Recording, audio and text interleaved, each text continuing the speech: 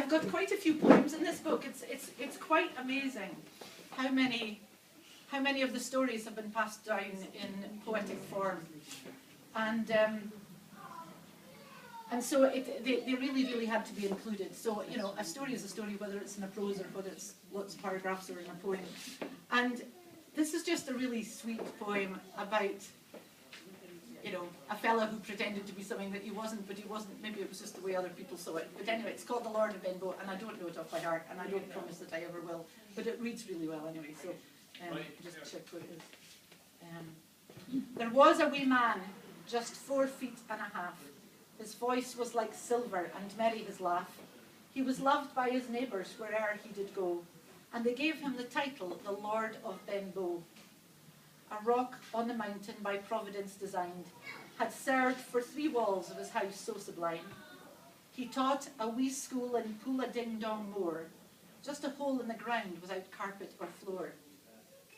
He was a philanthropist and taught his school free, but many a fat kid and milch goat got he. So many indeed that they formed a guard to hold up intruders to his castle yard. His firstborn son was a beautiful beau, and over to England this hero did go. By his learning he rose there to fortune and fame, and soon fell in love with a beautiful dame. Her father was rich and a lord of the soil. When he heard of their courtship, said he with a smile, "Ere I give my consent, I am wishful to know if this man is a son of the Lord of Benbo."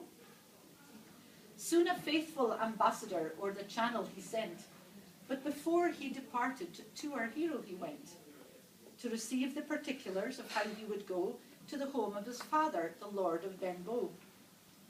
"Old friend," said the hero, "you can fix it for me by the tidings that you bring back from over the sea." With a farewell shake hands, not so empty, says he, "I'll bring him good tidings from over the sea."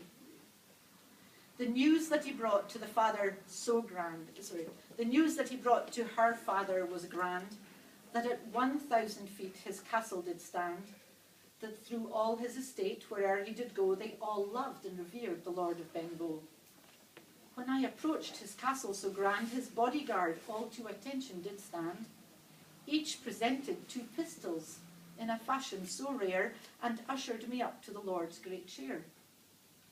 My host, he has told me that no one ever yet had counted correctly the number of its feet.